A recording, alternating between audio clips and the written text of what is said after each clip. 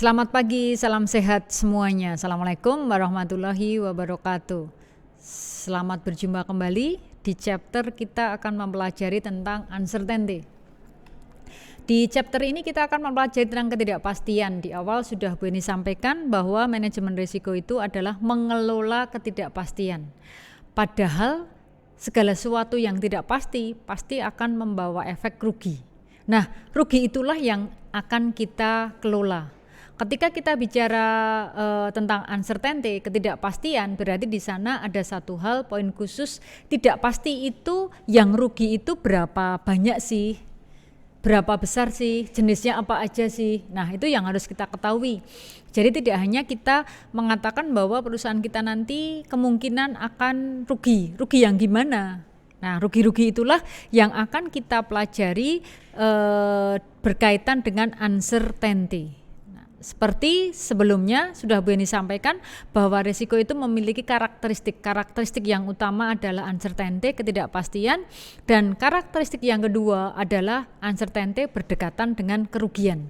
Artinya manajemen risiko itu adalah manajemen kerugian dan manajemen ketidakpastian.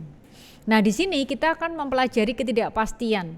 Ketidakpastian atau uncertainty tadi itu ada 3. Yang pertama adalah ketidakpastian yang asalnya dari ekonomi atau uncertainty of economics, di mana di sana ketika kita bicara uncertainty of economics berarti kegiatan-kegiatan yang bersifat ekonomi itu adalah tidak pasti, tidak ada yang pasti. Contohnya, dulu orang sangat awam delivery food.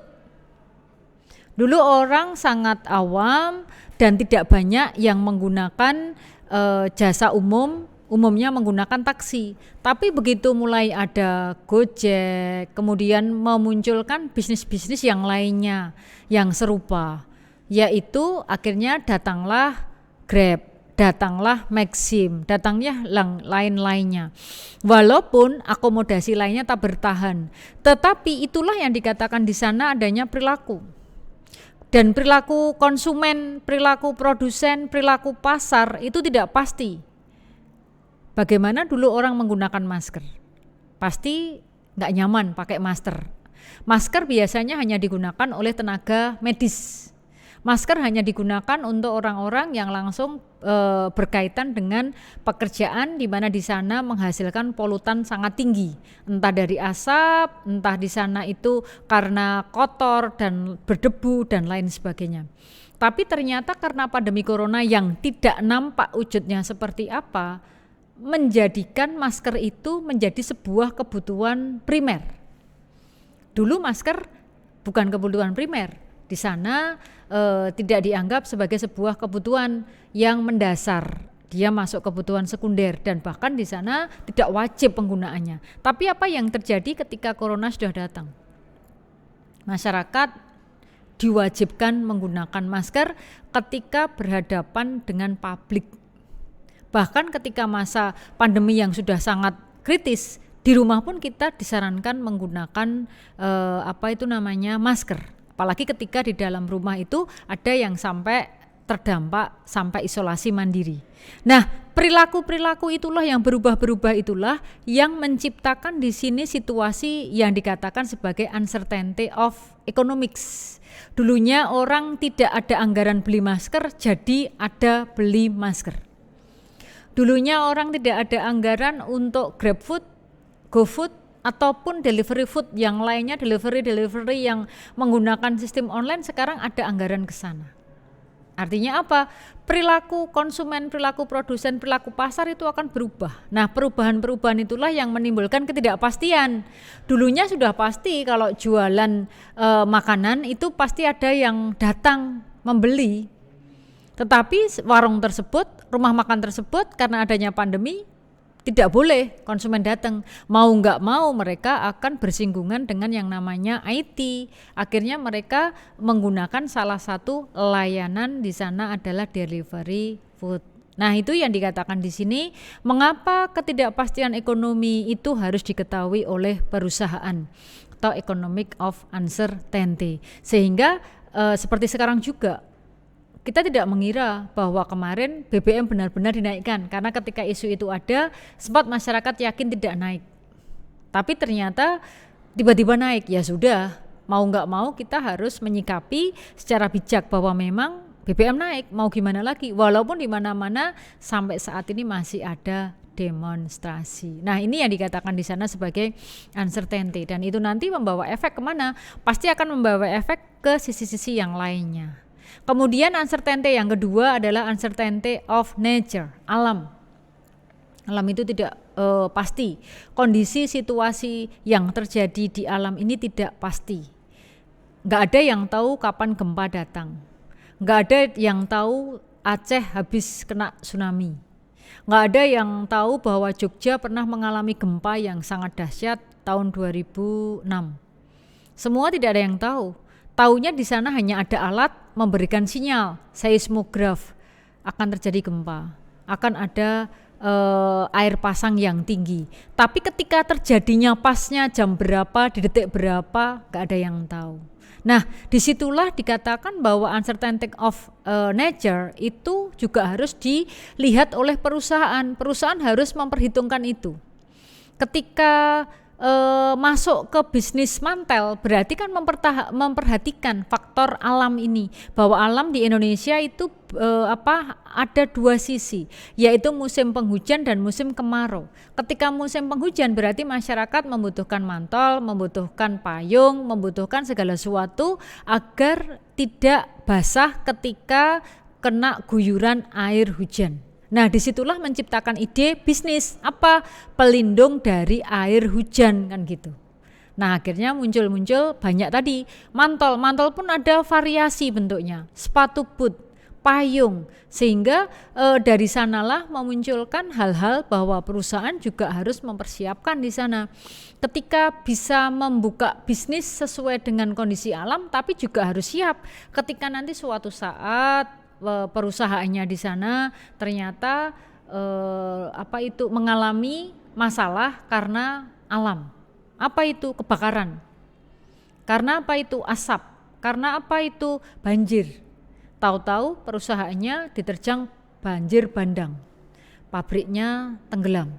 Pabriknya roboh karena gempa. Nah, itu yang dikatakan di sini sebagai uncertainty of nature. Bahwa bisa jadi kerugian itu bukan hanya karena semata-mata ulah daripada produsen konsumen yang lari dari produk kita, tapi di sana adanya karena faktor alam yang tidak menentu. Dan alam memang tidak bisa dikendalikan dalam hal ini, karena ketika kita ada alat seismograf dan lain sebagainya, itu hanya sebuah alat penanda saja, bukan alat itu nanti memastikan datangnya musibah itu kapan, bukan alat yang bisa kemudian memberi informasi banjir itu datangnya pasnya di detik berapa, jam berapa, hari apa, tanggal berapa, tahun berapa. Semuanya hanyalah alat untuk memprediksi. Nah, disitulah perusahaan harus peka. Peka bagaimana? Ya peka gimana caranya agar ketika situasi alam yang tidak pasti tadi jangan sampai menimbulkan kerugian bagi perusahaan. Andaikan ada kerugian itu bisa diminimalisir. Sementara faktor yang ketiga dari ketidakpastian itu adalah human of uncertainty, yaitu yang tidak pasti adalah manusia. Siapa yang suka melakukan penebangan pohon liar? Manusia. Siapa yang suka buang sampah sembarangan? Manusia. Siapa yang suka menggunakan AC berlebihan? Manusia.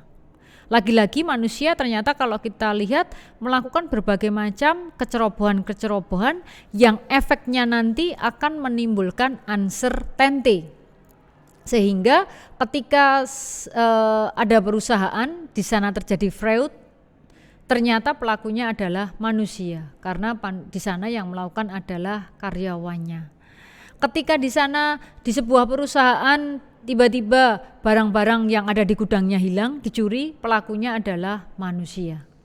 Ketika nanti di sana terjadi pembunuhan, kita lihat kasus pembunuhan yang semakin marak dari waktu ke waktu, pelakunya adalah manusia. Nah, di sanalah bisa kita ketahui bahwa manusia itu tidak pasti. Dulunya sahabat bisa suatu saat menjadi lawan.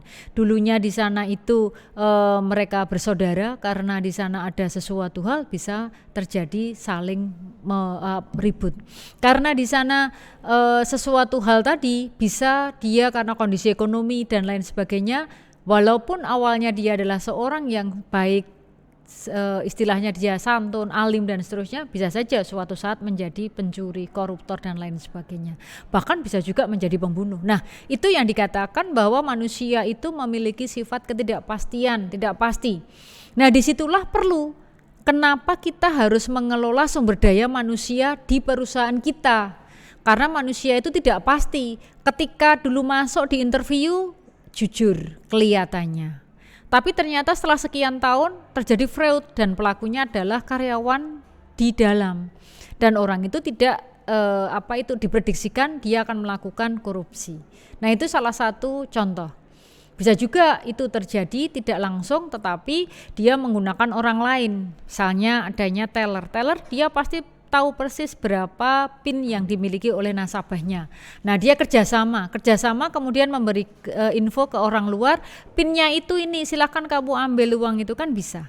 Nah, disitulah yang dikatakan di sini bahwa uncertainty of human of uncertainty di sini itu adalah hal yang mendasar, yang menjadikan perusahaan itu nanti akan menderita kerugian yang jauh lebih besar daripada nature of uncertainty, daripada di sana adalah economic of uncertainty. Karena pelaku dasarnya di sana itu adalah manusia itu sendiri. Nah, disinilah kita harus cermat. Kenapa 3 uncertainty tadi harus diketahui oleh perusahaan hingga detail. Jangan sampai ketidakpastian itu sendiri tidak disiapkan oleh perusahaan, sehingga perusahaan tingkat kerugiannya tidak bisa ditekan atau diminimalisir. Ingat, ketidakpastian ada 3 asalnya. Yang pertama dari ekonomi, yang kedua dari alam, dan yang ketiga adalah dari manusia.